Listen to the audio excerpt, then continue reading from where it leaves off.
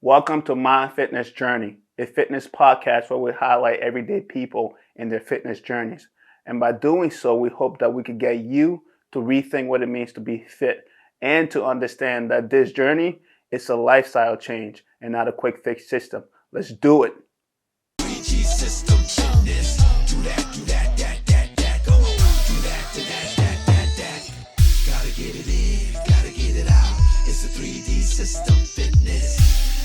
Let's bounce. All right. Welcome back, everyone, to episode 3 of My Fitness Journey. Today, we are here with one of my mentors, someone that I've looked up to for many years now, worked with for many years now, and his name is Alan Weinberg. Sir Alan Weinberg, welcome to My Fitness Journey. Thanks, Thomas. Really great to be here. Awesome, man. Awesome. A little bit about Alan. Alan, we have been working together for, like I said, for about 4 years now, and I've seen you, not in a negative way, but I've seen you at your worst in the sense that I've seen you in pain, and pain that really kind of makes me feel just generally just bad for you in the sense that like I not necessarily feel your pain, but it just didn't look comfortable. It didn't look a comfortable place to be.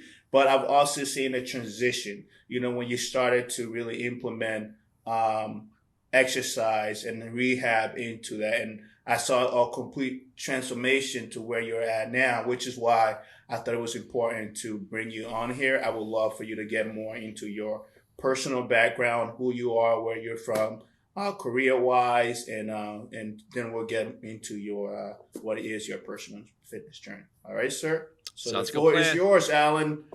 Let's go. All right. What would you like to know? I think you just asked the question.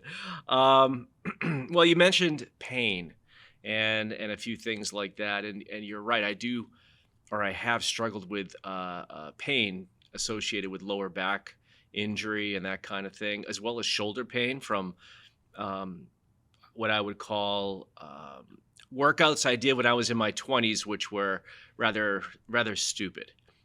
Things which I thought I should do, which I really shouldn't have, and just made some poor decisions. But overall, the pain that you were referring to really involves lower back pain. And you're right. I mean, Thomas and I did a lot of business. We traveled all over the world together, and this poor guy had to endure my my moments of having to stop in the middle of something important and take a long stretch. Yep. Or why I was taking too long in the hot shower because it felt like I needed to, or any other remedy that I would put into place because it was just I had to manage it, and it wasn't the easiest thing.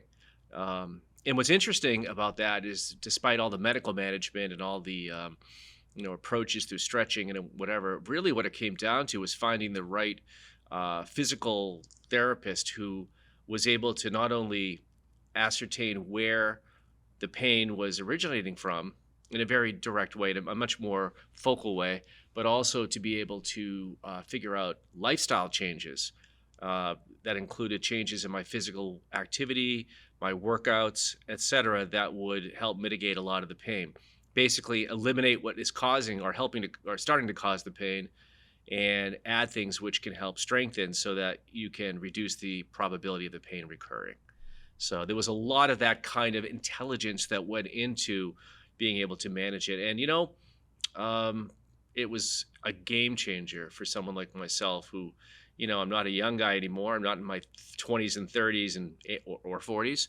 But it was one of those things where you have to figure out what is your next step. And my next step clearly for me was not going to go under the knife. I didn't want to be popping, Advil and Pills. That kind of stuff all day long. No, that wasn't for me. My idea was how do I do it the natural way, and how do I make certain that I can integrate that into my life so that it would be something that I could maintain, going forward. That's good. That is so good. But then you did talk about some of the causes of some of those pains, injuries that stemmed from, your early age, your early 20s, and the bad habits probably due to the lack of education around these things at the time. Can you just kind of take a step back? Then we'll come back to how, where you're at now and some of the lifestyle approaches or that you took to where you're at now. But let's go back to the early 20s and 30s and talk about some of those bad habits, which you probably learned because there weren't a lot of information on, equipment and all these different exercises. The mindset too was obviously different. And and of course that influenced some of the pain that you experienced. So let's go back to that a little bit. I want to hear a little bit more about what that was like for you. Sure. Well, I don't know what the demographic is of your audience, but I'll frame it up for them in this way. Ladies and gentlemen, we're going to go back to a time before the advent of the cell phone. We're going to go back to a time before there was social media, before Rihanna, before everything Beyonce and Jay-Z's. And Jay-Z was probably just a toddler. Yeah. And all of these things. We're going to go back to a time. I want you to calibrate you. We're probably talking about 4 years post Michael Jackson's Thriller. Okay. So you're in the 80s and late 80s.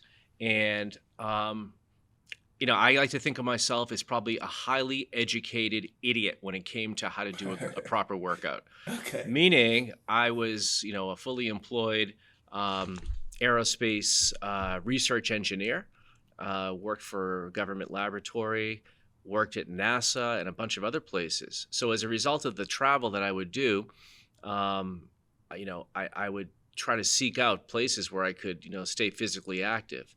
And by the way, everybody has a reason. I'm going to take this to a slightly different direction, Thomas. Everybody has a reason for getting involved in physical fitness.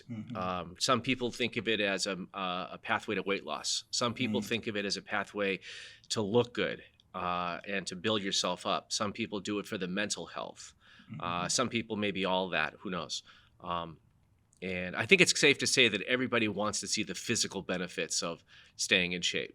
I mean, especially in the summertime when you hit the beach, right? Yep. You want to be able to look okay in that suit. So that being said, and that's okay.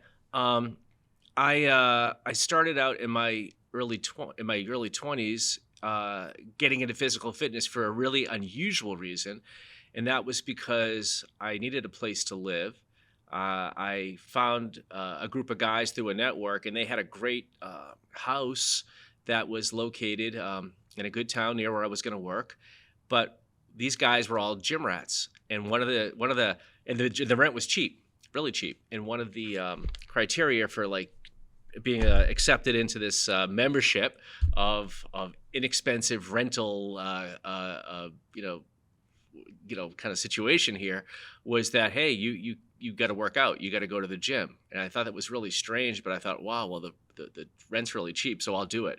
So interestingly enough, my reason for getting in was rather economic, which isn't usually the case, but I'm glad it was at the end of the day. And I started out doing things that were in the 80s, you did aerobics and you worked out in the Nautilus space. So you had those two components that kind of were defining the physical fitness landscape at the time. And obviously it's changed a lot since then. But I started doing that, and to my roommate's benefit or my housemate's benefit, he really pushed me and I grew to like it. So as I started to get more and more involved with this, going back to the other story, I would take these workouts on the road. And good thing is that anywhere you went, the gyms were pretty much outfitted, like they are today with the similar stuff, and you could do your workouts. So one of the things that I thought I would do is try to get into a much bigger, bulk up. And I thought that was a good idea. And I'm not a big guy. So for me, as I know today, that means something very different. But back then I just wanted to look bigger. And so I would do exercises on these machines, which were relatively unsafe. I didn't have the instruction, and my form was miserable. And as a result, I remember very clearly being in the Bay Area. I was working at the NASA Ames facility, and we had a gym out there. And I went in one day, and I was doing just chest presses. And I knew it was too much weight, and I didn't care, and I tried for it. And excuse me, the next day, My shoulder was killing me. And I looked at it, and it was every color you could imagine. It was Jeez. purple, and it was blue, and it was yellow, and I had done something bad. So in the interest of adding stupidity onto stupidity, I went back the next day and worked it out again. Wow. And as a result, I tore my rotator cuff pretty badly. Yeah, sounds like you guys weren't listening to your bodies much back then. No, we weren't. We didn't care. As long as we looked good, Yeah. or we thought we did. Yeah. So Jeez. that's working. That's getting started working out stupid. And I have paid the price for that. And anybody who's in your 20s, I will tell you, the injuries you get then, whether or not they're through sports, football, wrestling, or whatever you do for your sport, high impact or not, you'll revisit that back in your 50s. And I feel this on cold days. And I had this arthroscopically treated twice. So they went back in and they did it once in 1989 and once in 2000 and I want to say 4 or 5 or something like that. Wow. You really damaged that thing, huh? Yeah, I really did. So, but now I know how to not damage it, and now I know how to do strengthening of it, the training for that, so that not only can I not damage it, but I can also maintain the muscular activity that will help it, remain in good shape. So speaking of how to not damage it, right? Like now you've learned the proper ways of doing things, and part of that experience is really, like I said, listening to your body, being in tune with your body and movements, right? And those little signs, like messages that you're receiving, is important that you factor those in. But for you, in your experience, what does it mean to what was the lesson that you learned really, and how were you able to now implement it? How were you able to now prevent injuries in the gym, for example, when you went back in there? What are some changes that you made that help you or to just be healthier in the long run? Yeah, that's an interesting question, because I think some of the changes that I made were not only in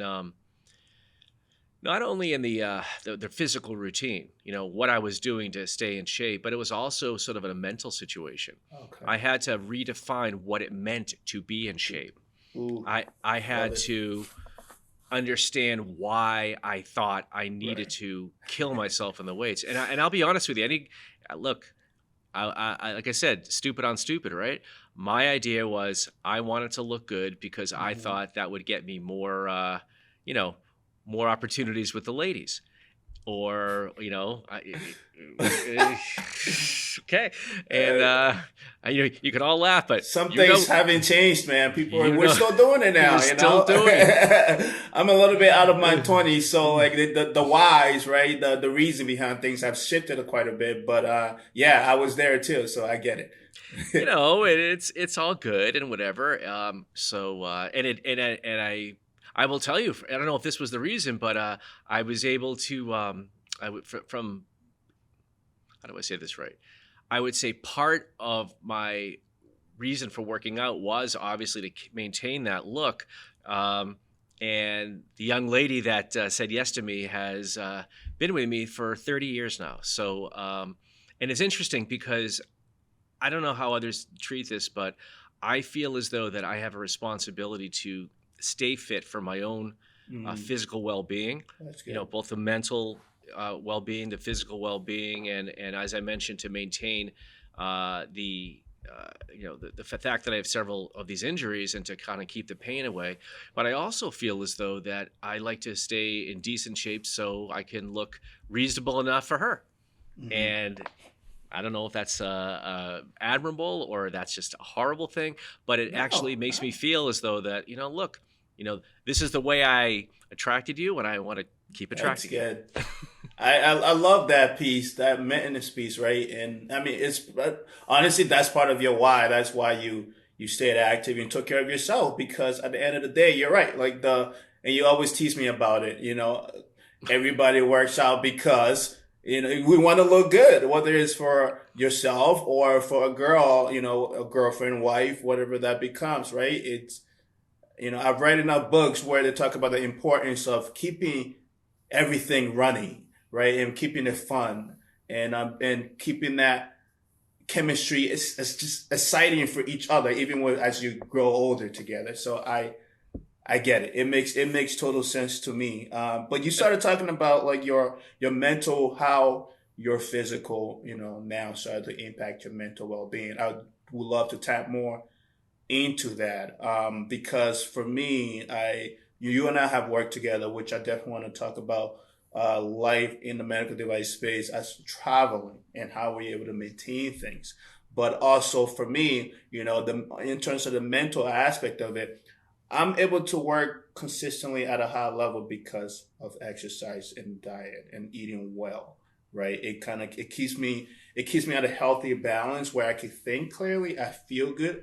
And traveling as much as we do, like, you better take care of yourself or you're not going to wake up the next day and do it all over again at possibly 3, 4 in the morning, So speaking of the mental game, how did that impact your career, your lifestyle with family, your energy level with your kids? Can you talk a little bit about that? Yeah, that's a really interesting point. I'm glad you touched upon energy because, you know, when you have so much energy, in your teens and your 20s and into your 30s, and as you start to get older, you know, sleep becomes a very, very nice component of your your life. You enjoy resting. You need to rest. You need to, balance your life a little bit more. You'll always hear people say, "Oh gosh, I can't drink like I was in my 20s anymore."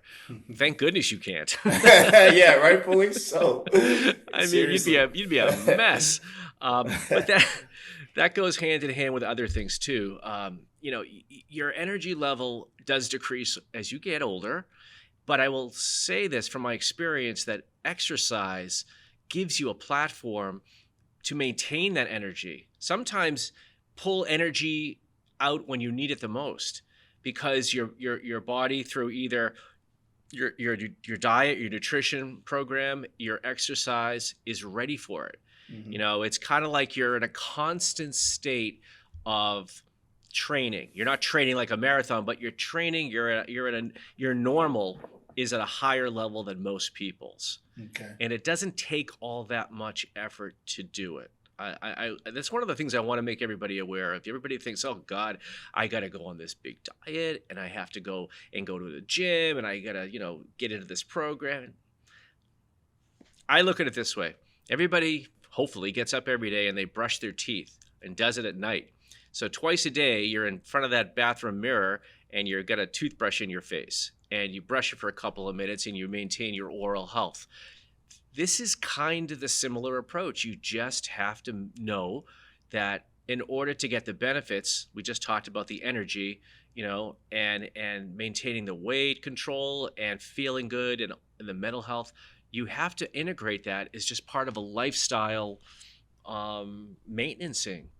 I don't think it's that much more. We tend to overcomplicate this whole business about, well, if I, they have all these crazy numbers. You see the ads for the P190X and all these different things. You can buy a Peloton and they're all good, but sometimes you can just do simple things and it can do a good job too.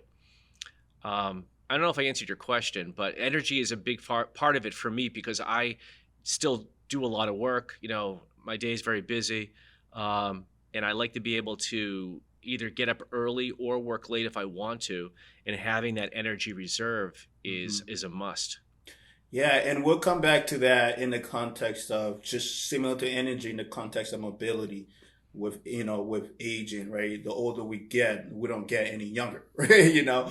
Things start to break down, we have to work harder to maintain everything, whether it's through stretching, finding creative ways of staying mobile, flexible and incorporating different regimens. So I definitely want to revisit that from, like I said, from the context of mobility and stability, and such. But Thomas, there's a reason they call it a dad bod that, but yeah, and not like a single guy bod. Okay, I mean, okay. there's a reason they do that. It's because as you get older, it's harder to keep the weight off. As you get older, it's harder to keep your muscle mass decreases. Yeah, I mean, all these things. It sounds kind of cruel, but at the end of the day, it's your choice. If you can counteract most of that if you want to. Exactly. But you got to work a little bit to do it. You do. It takes really intentionality moving forward, and part of that intentionality is really listening to your body, right? And then also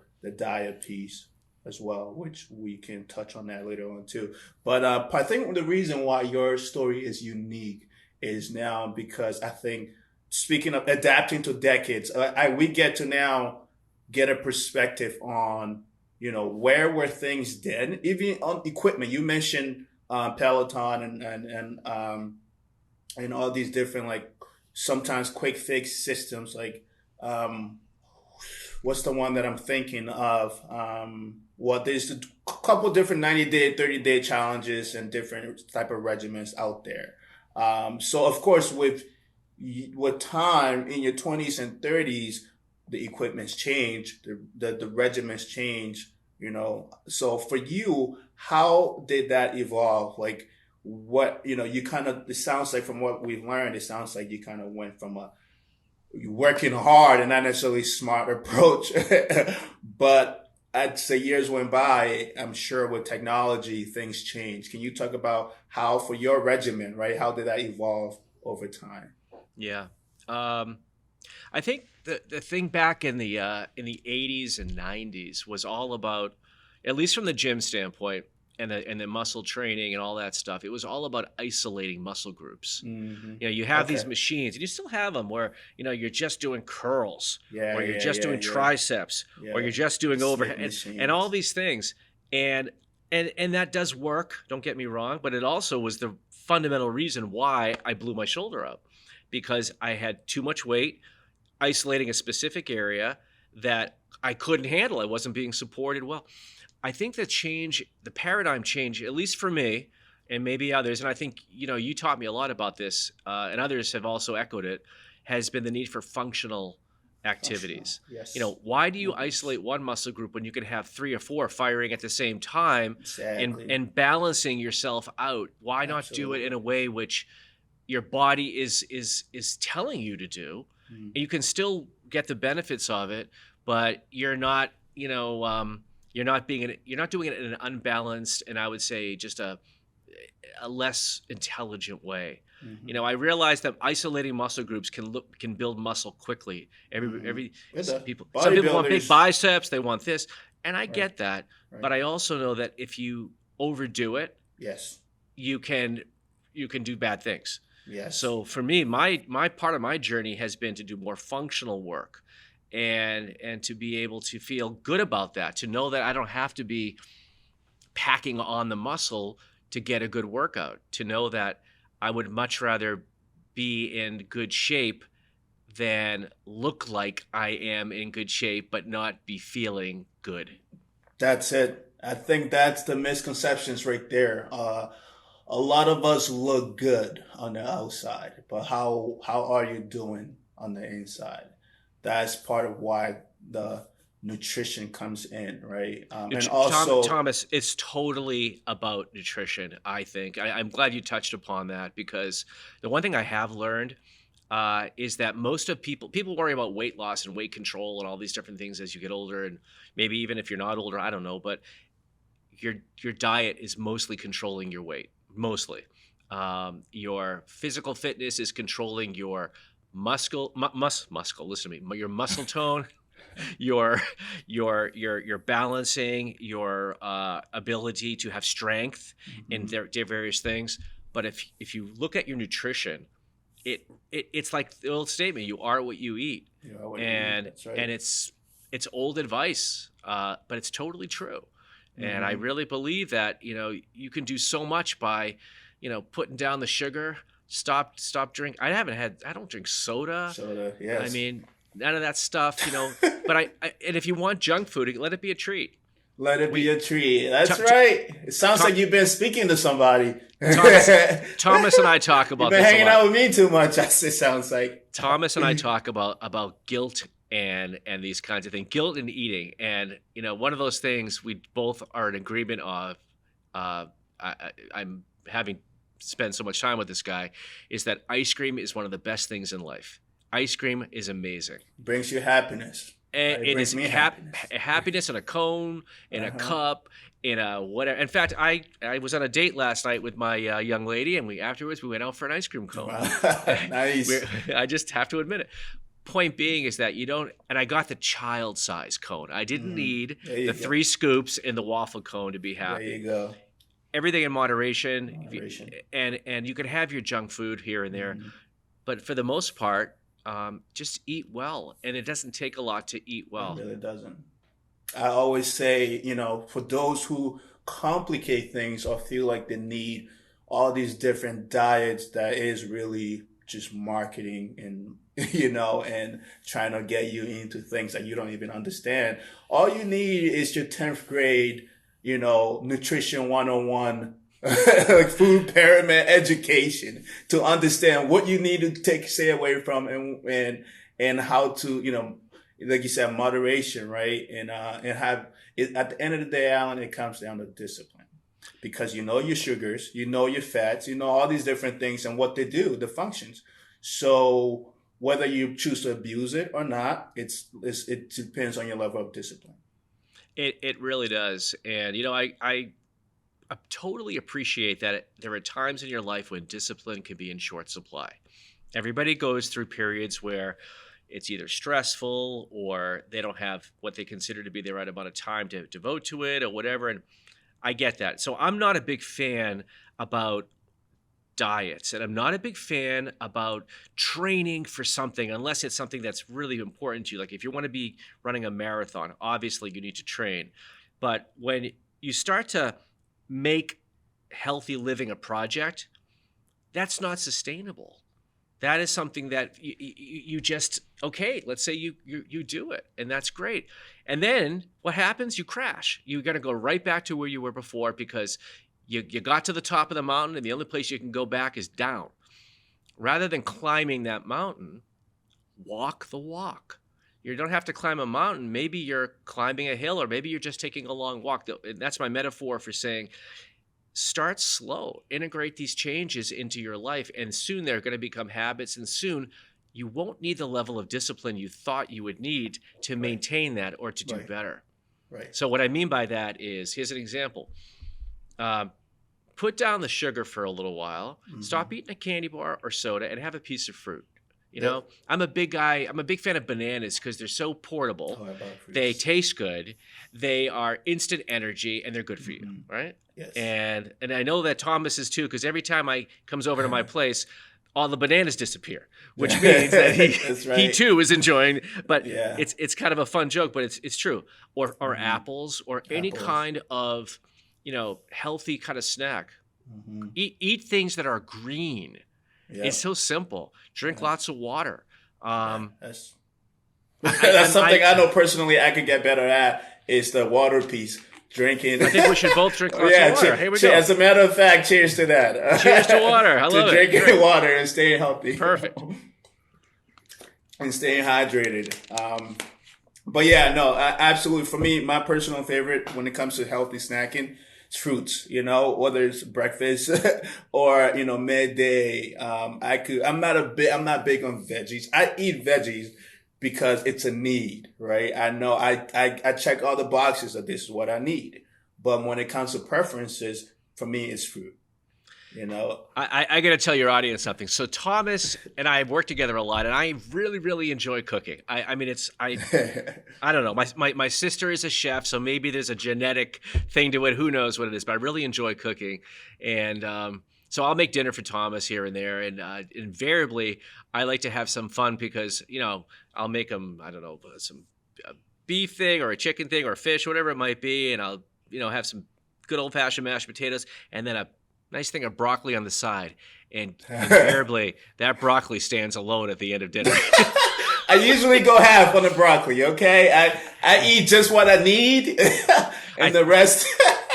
I think he's feeding it to the dog, to be honest with you. I don't know. It's Hey, I still touch it, I incorporate it, and that's a secret for me. It's okay, but it's just, to me, it's kind of funny, but it's... As long as you're getting the nutrition you need, and you're doing it through healthy kinds of foods, you're probably doing just fine. I'm just a to me, I can remember green things are good. So, I'm Yeah. simple in that No, respect. absolutely. Colors, right? They always talk about the food plate. The more colorful your plate is, you're in a And good place. and if you want fruits, just berries, blueberries, Berries, okay. raspberries, blackberries, Mm. strawberries. I got to tell you something, folks. If you don't know this already, please know this: that if you buy strawberries and certain types of berries that are not, I'm. By the way, I don't work for the organic food industry at all, but pesticides absorb into strawberries like a Huh. sponge. Huge Interesting. amount. I won't touch a Wow. non-organic strawberry. I'll pay $2 more to get the Boy. ones that aren't sprayed with all the pesticides because I don't want to eat that. Much like I don't want to eat just tons of sugar. Um, Interesting. so know that it's a really That's a fun fact. there. You can Google this, but you can Not figure so out fun which fact. foods, which fruits or vegetables are more pesticide ridden.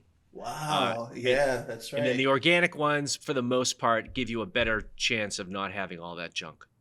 So, Okay. What about then frozen strawberries? Because that's I have this my protein shake regimen, which I usually really only tap into when I'm marathon training. I don't just sit around and drink protein shakes all day. As much as people like to think I do, it's very seasonal for me. But a major part of that recipe is frozen strawberries. What I guess is there? Does that change the game when it comes to frozen versus fresh? no. Oh, I mean, okay. All I right. mean, they're, the folks that are giving you your frozen strawberries are sourcing them for the same location. All they're Yeah, yeah, doing sure. is processing them and freezing them. Correct. But you can get an Correct. organic frozen strawberry as well. You can get organic frozen. I like organic. I hate to use that word because it sounds pretentious. It just means I don't want a lot of pesticides. If they made non-organic without all the pesticides, I eat that too. Hmm.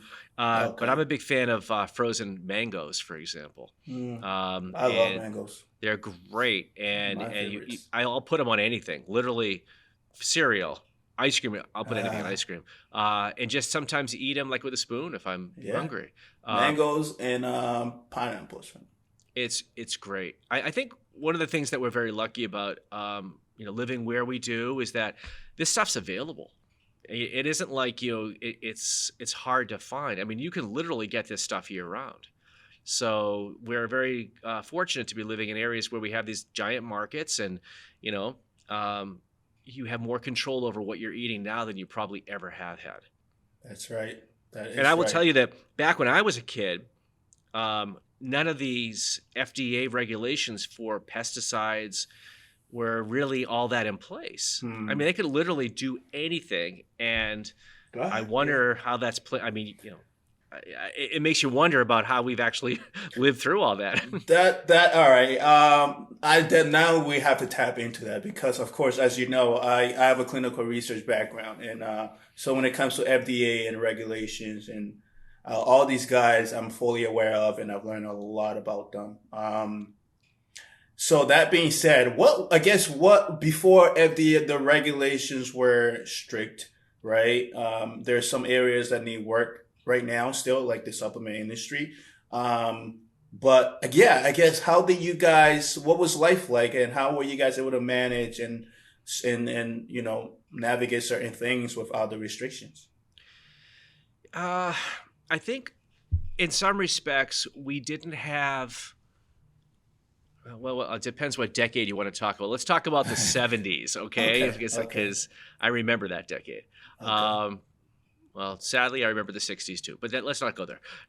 What I'm trying to say here is that we had a different lifestyle and approach. What I mean by that is, from a food standpoint, there wasn't as much processed stuff.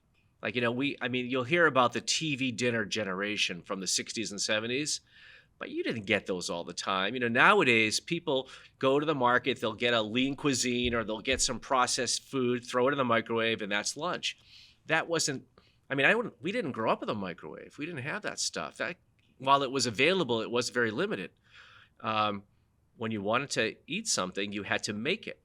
So, you ate sandwiches, you made your own stuff, you had fruit, and and there was junk food. Look, potato chips have always been with us, but there was a lot of that. Plus, we had to walk everywhere. I mean, I don't recall being a kid. First of all, there was no video games to play at home. So when you wanted to go have fun, you went outside, you played ball. I mean, I don't see kids doing much street hockey these days, but that was a big thing for us. There was always a street sports. where there was a basketball, net up, and you would, you just pick up games everywhere. Anything like that. And if you didn't do that, you were just on your bicycle, just exploring the town. It was just running around the town, right? Yeah. And you didn't come in till sundown. Yep. The point being is we were very, very active. And it's funny, I can, this is going to date me again, but when I was in elementary school, we would go walk to school every day, which was it wasn't that far. It was maybe, I don't know, half a mile at the most, maybe even a little less. We'd come home for lunch. We'd walk home for lunch, have lunch at home, walk back to school, and walk back home. Wow. So you got a couple of miles in for doing, just going to school. Yeah, and you didn't think about that. So there was definitely a different way of looking at food and a different way of thinking about exercise. We didn't formalize any of that. We didn't formalize what we ate. We didn't formalize our exercise. We just kind of did it. And that's you guys didn't have a diet for just about everything? No, and that's what I'm talking. That's a great point. That's because there was no one was monetizing it then, right? Right, exactly. But we would go ahead and we would just, make that our normal. And that's when I keep coming back to saying that, you don't have to have discipline if it's part of what you're going to do on an everyday basis. If it's something you just sort of integrate, you're not climbing the hill. You're simply walking along and doing these things because you've made it a habit. And you can just get in the habit of doing healthier choices and getting a little bit more activity. And it's great. One of the things, here's a good example. My wife, who is, she's always walked a lot, but this year she wanted to get into more physical activity, and she started out slow, and she started working out just generally, and whatever. And she had to be careful because her knee is she's got an injured knee, and every couple of days she get into it, and then she increased the frequency, and now, it's just part of her everyday thing. She does it. She stays in great shape, and it isn't like work. It's just she looks forward to it. And that's kind of what you can do. And she's like around my age, so no excuses, right? Yeah, absolutely. Man, this is good. Insightful for the younger generation that really had no idea what life was even like. Who don't even realize that at one point, we were outside just doing about everything and not coming home till 10 o'clock at night. I'm old enough where I experienced that, and it's still one of my favorite part of that journey too, to still be able to do that. So, and for your viewers, that's why the boomers will call you and not necessarily text you, because we're used to picking up a phone, which, by the way, at one time was tethered to a wall with a cord. And having a conversation. It's not because we don't know how to text. It's not because we don't see the value in it. It's because we understand that in a moderated way of doing things, there's a time for texting, and then there's a time where a conversation gets the job done better. And to be able to integrate all of that into your life is kind of that approach that I'm talking about. It's that approach where you don't do one thing really, really concertedly in one direction. You sort of ease into it, and you use all the things around you, all the tools, all of the approaches to make it a part of a lifestyle rather than just being the one and done or the one only thing. Absolutely. Hey, let's go back to as a professional, being in the medical device industry, like you said, you mentioned earlier, traveling the world, the country. And constantly, I remember I would literally have 2 cases like ready to go at all times. Like I would drop off one suitcase and pick up another one, and I would go sometimes for over a month without unpacking one suitcase because we're literally living from suitcase to suitcase. So that really limited the amount of time you actually spent in the gym and in eating as well, where you really have to be disciplined about what you're eating, because you're eating out most of the time because you're constantly on the go. Right. And for me, just to, for in terms of 3G and how 3G System Fitness came to be, our target market is fitness for busy people. And the reason for that is really what I did was I took the approaches that helped me stay busy as a busy professional and maintain my fitness journey and stayed healthy. That is what became 3G System Fitness, that mindset, right, of the go get in, get out approach, where I now didn't have the 2 hours, hour and a half in the gyms anymore. And most of the time didn't really have the luxury gyms anymore either. So hotels became your gym, and you had to now create something out of absolutely nothing. So that's really why, basically I took the lifestyle and I commercialized it. And that's why it's fitness for busy people, and it's 3G System Fitness, go get in, get out, right? So you and I dealt with it together. I would love to hear about, even before I came around, what were some creative ways that you were able to stay active? Well, I have to think back to life before Thomas. Hold on a second. Funny thing for the listeners, Thomas and I would travel a lot together, and I like to book the hotels just because I had done a lot of that, and I kind of knew its proximity to where we were going for the clinical centers and all that kind of thing. But realistically, one of the major determinant factors of choosing the hotel was, what kind of a gym does it have? Does it have a gym? Does it have a place that's open at 5 in the morning? Can we get in there? Can we go with that? Yeah. Hey, they're happy. Oh, there's a whirlpool. Oh, good. I mean, we would just like... Oh, but I mean, if it had a bed, that was like a nice thing to have, but it wasn't necessary. It had to have a good gym. Priorities were gyms and whirlpools. That was it. It was gyms, whirlpools, and can we get something late night to eat if we get in there like 11:30 p.m. from a long flight? Exactly. But at the same point in time, I'm joking about it with you, but actually, I'm glad we did that, because as everybody knows who travels, hotel gyms are not always the best. So you have to design something which can work for you, even if you have very limited equipment or if you have limited space.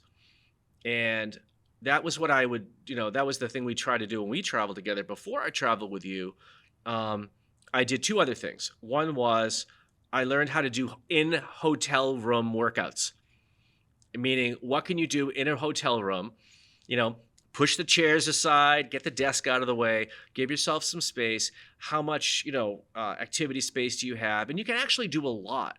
You can do a lot, which is one of the reasons why my home gym now, I set up during COVID, is very effective, because I learned how to do a lot in a smaller space with very, not a lot of equipment. So that's what we did. You worked out in your hotel room, but also I would go ahead and look to see if there was a gym nearby that I could do a drop in for like $5 or $10. Yeah, okay. And that was always a good thing to do as well. Okay. The other thing that is important is eat healthy when you're on travel. Yes. It's very tempting when you're in somebody else's expense account to say, well, I will not only have that big meal, but I will have several drinks or whatever else. And you know what? And then some ice cream or whatever it is. Very easy to do. It is very tempting. I think after you learn your lesson a few times, and it took me a couple of tries, I was much smarter. I was eating more healthy choices. I ate less. Alcohol was not a priority at all. I mean, if you were out to dinner, maybe you had a drink, maybe. But it was really all about coming back from the trip and not feeling worse. Yes. Like somehow you hadn't slid back into another, lower level of the lifestyle you wanted to maintain. Right. I mean, that is important, because just because you come home doesn't mean, priorities changed, or you get a rest period, it's what's next. So it was really that recovery piece, and that ability to bounce back is extremely important, because it doesn't stop, that's why it's important that it becomes a lifestyle. It's not a seasonal diet, because after that's over, now what, right? So that's how you're able to incorporate this journey, incorporate it into a lifestyle, and it becomes a journey where it's an ongoing thing, and all these little practices, whether it's nutrition or fitness or the mental piece, it all you incorporate it and all becomes part of that lifestyle. So there's no pressures on. It's not a seasonal thing. It's You're not, easily able to no. adapt. And one thing that it's really, really helped me a lot, Thomas, and I think you're the Mm-hmm. one that has been reinforcing it. Thank you for doing this. Is if you do tend to dip a little bit, Mm-hmm. don't feel too guilty. Yeah. I mean, Yeah. don't beat yourself up. Rather than beating yourself up, go back and beat the weights. You know what I mean? Yeah. Go back and Yeah. do something else. I Exactly. mean, Get back know into it. that everybody has times when they're not going to be fully engaged in that healthy situation, but it doesn't mean you can't get back to it. And the sooner you get back to it, the easier it is to get back to it. So I've stopped worrying. Like last night, I said, well, I'm going to go out and have some ice cream after this date. Why That's get right. guilty about that? Just go out and enjoy it. And, or is the one thing that Thomas always likes to say, and this is great. And if you haven't told this to your listeners, they should hear it. Like you should write it down, like Okay. actually put it on the website. And it goes something like this. I would say, I would tell Thomas, oh God, I had a really good workout, and then I went ahead and I had some junk food or whatever it might be. I had ice cream, or I had a Snickers bar, or I had just something else, and I'm gonna undo the entire workout. I'm gonna everything that I worked for is now just back to zero. And Thomas would reframed it. He would say, no, it's not how it works. The reason you can have that ice cream or that Snickers bar is because you worked out. In other words, he flipped it so that it was kind of a treat. It was kind of a reward for having put in all that effort. Work. And I had never really thought of it like that. I didn't really. It was like I didn't deserve to have that, even if I did work out. And it kind of gave me permission to not only do that, but to, when I'm working out, to have the mindset that, hey, you know what? This gives me a little bit more opportunity if I just want to, have something a little bit less good for me on tomorrow, whatever it might be. And not feel guilty about it, right? That's and it. That's the I always speak on having healthy relationship with food, right? Because I think we're all educated enough to know what's good for us and what's bad, and when you're crossing that line. So there is no reason to guilt yourself into anything, especially if you have a consistent journey, a disciplined journey. It's okay to reward yourself, because or else why are you doing this? Right. Why are we doing all this? So it's okay to, take a step back, not necessarily take a step back, but enjoy the small wins, celebrate the small wins, and then get back hard on it. So it's just if you have that healthy balance, you're good, and you're in the medical field, so you understand that more than anybody else. But yeah, so going back to Alan, going back to the pain that you've experienced over the years, we'd love to really dive more into the solution piece, right? What are ways that what were traditional approaches before, and what did you start to implement into that recovery piece that changed the game? And I feel like now I see you move more freely than ever. How did all that happen? Yeah. I'm going to use one example because I think this is the best one. I'm not going to talk about my shoulder because that's just such old news. I think in 2009 or 10, I started to experience lower back pain, and come to find out, I have a situation which you get as you get older, or some people have it as just generally because that's the way their spine is. I have a stenosis. A stenosis, for those who doesn't know what that is, for those who don't know what that is a narrowing of the channel where your nerve root goes into. So you have your spine and you have the nerves that come off the spine, in the cord area, and they go through these channels and they branch out. Well, if something is narrow, it pinches on that nerve, and you hear about people getting pinched nerves, and that's what it's really talking about.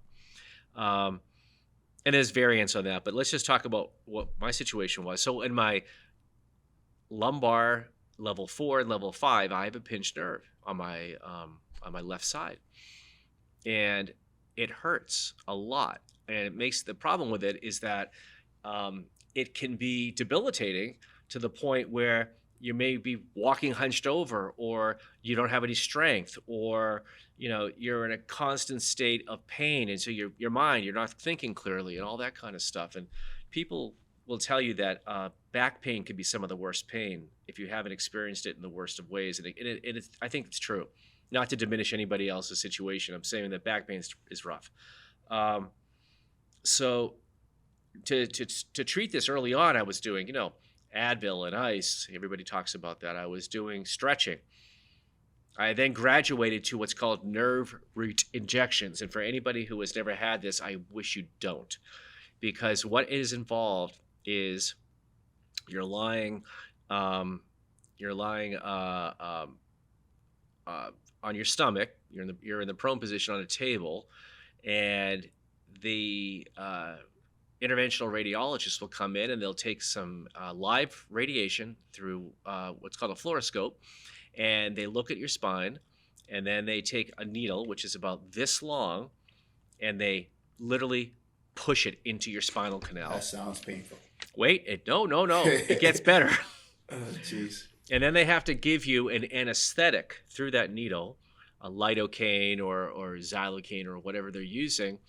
And when they do that, it touches on your spine, on these nerves, and it's the worst kind of burn you could possibly imagine. And it shoots down your leg, and it's in your back. In order to have me do this, I'd have two very powerful nurses hold me down, literally, and when that went in. So that takes about 10 to 15 seconds for it to kick in. So it's agony for a little bit. And then they would inject the cortisone, which is the anti-inflammatory, which is what you're really trying to get. And once that's done, they ice you down, and hopefully you get some results out of it. And I did. I would get like a month or two of much lower pain. And then you got to go back and do it again and again. And you may get like 4 or 5 of these a year. And it's not a lot of fun. And you're constantly having to schedule going in and getting this medical procedure. That being said, I was getting tired of it. And that's when I was mentioning in the early part of the podcast, I went and saw a physical therapist who said to me, "Show me your workout. What do you do?" And I'd show her these exercises, some which were abdominal, some which were for the legs, some which were whatever. And she says, "That's a problem. That's a problem. That's a problem. Stop doing them."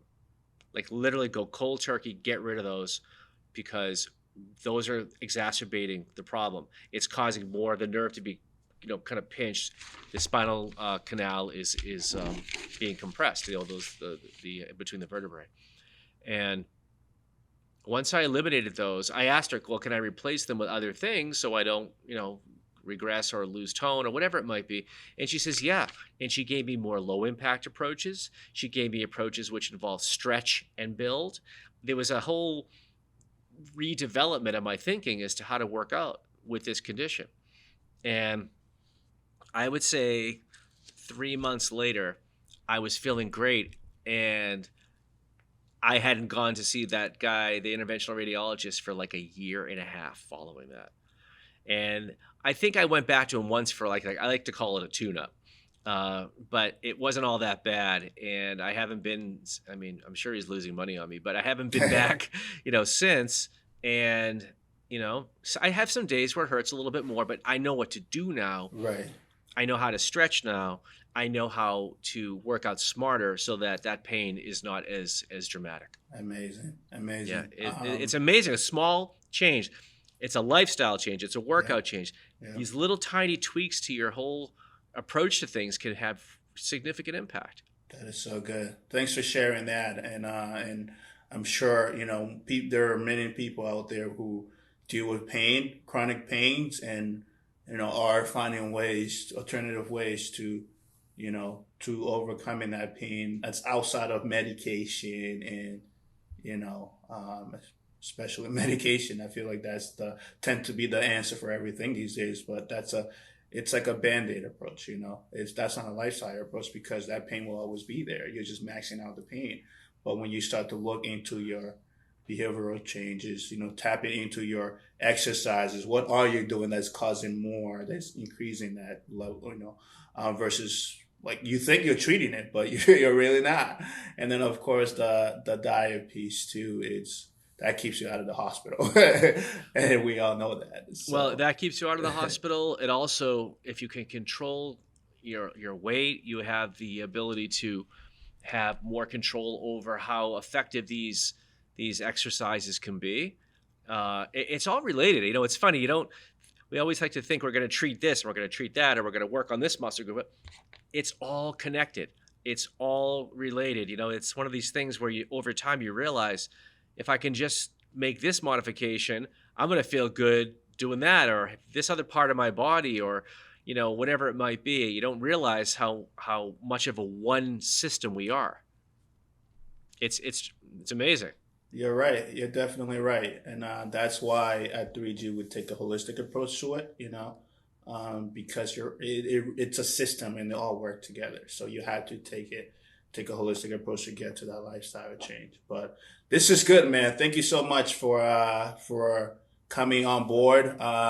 We've been talking about getting you on here because I knew you had a lot to say when talking about evolution of and changes over the years, over the decades, from equipment to diet to mindset, to lifestyle. I think just about anyone can relate to your story, or at least can take away, something from your story that is beneficial, or they could apply into their personal journeys.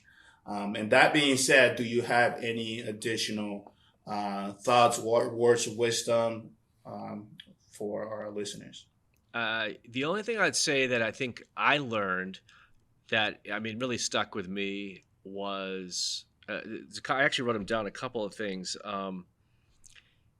As I mentioned earlier, the way you treat yourself in your 20s and your 30s, it will come back to you in your later life. You'll feel injuries if you don't have a good, healthy diet.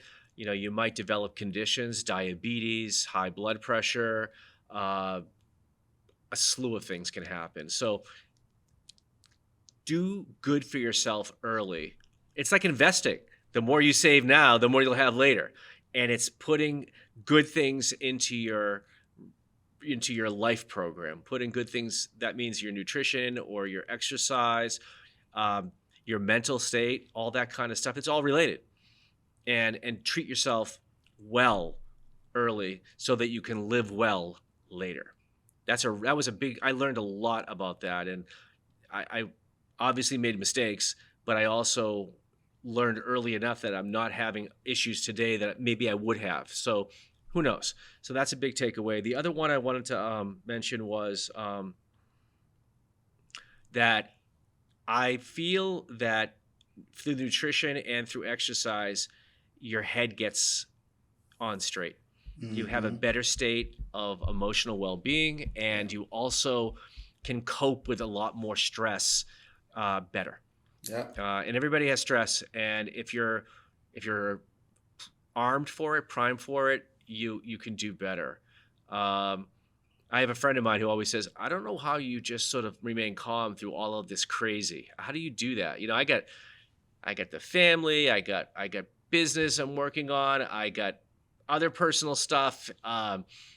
Everybody has stuff, and it's like I always try to maintain a level of calm about it.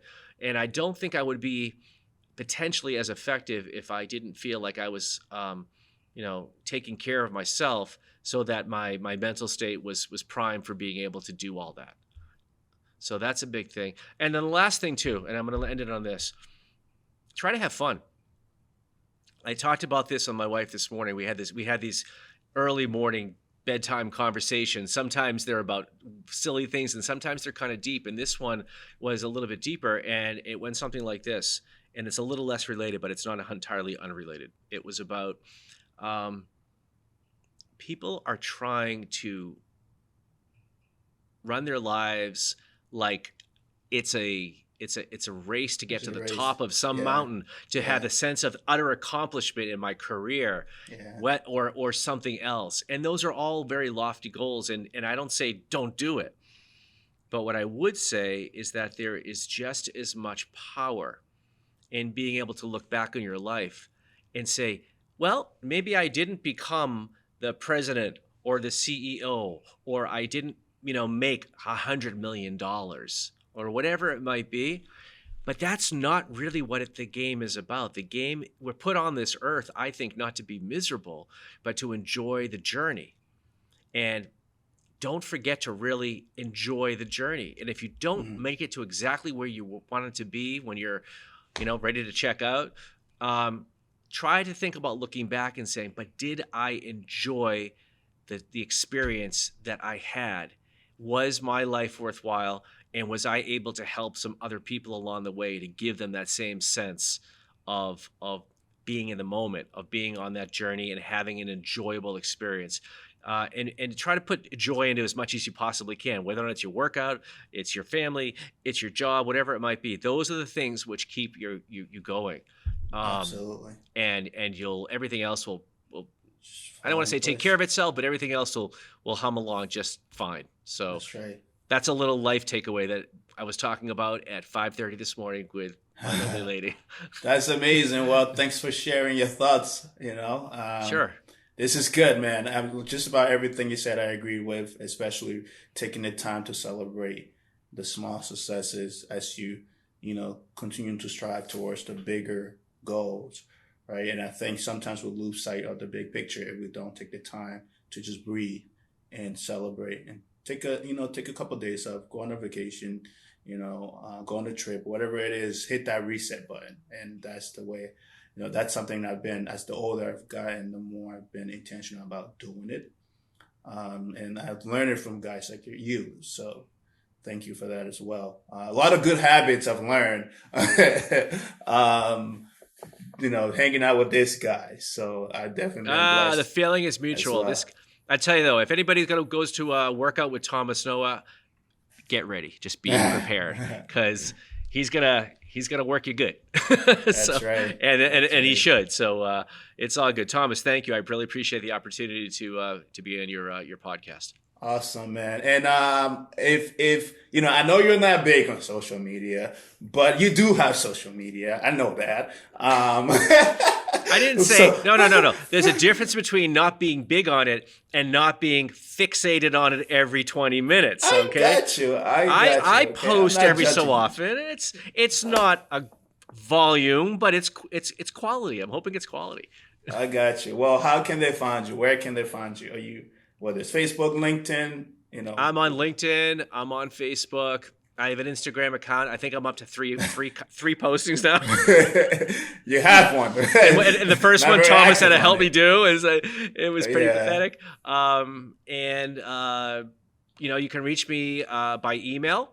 Okay. If you want, my email address is aljanconsulting@gmail. ALJAN consulting@gmail.com. So if you want to reach out to me, I'd love to, hear from you, and I'm happy to help in any way I can. Awesome. Thanks, Alan. And for our listeners, we're, as per usual, we are on every platform. We're on YouTube. We're on Apple Podcast. We're on Google Podcasts and Spotify as well. So follow, share this message, and reach out with additional questions. Follow up with Alan, and follow up on his journey and ask him anything you want, and hopefully you can apply what you learned today. So that being said, stay tuned for episode 4 for more inspirational, motivational stories about guys like Alan. All right, thank you very much, and have a good one, Alan. Thank you. You as well, Thomas. Thank you. Gotta get it in, gotta get it out.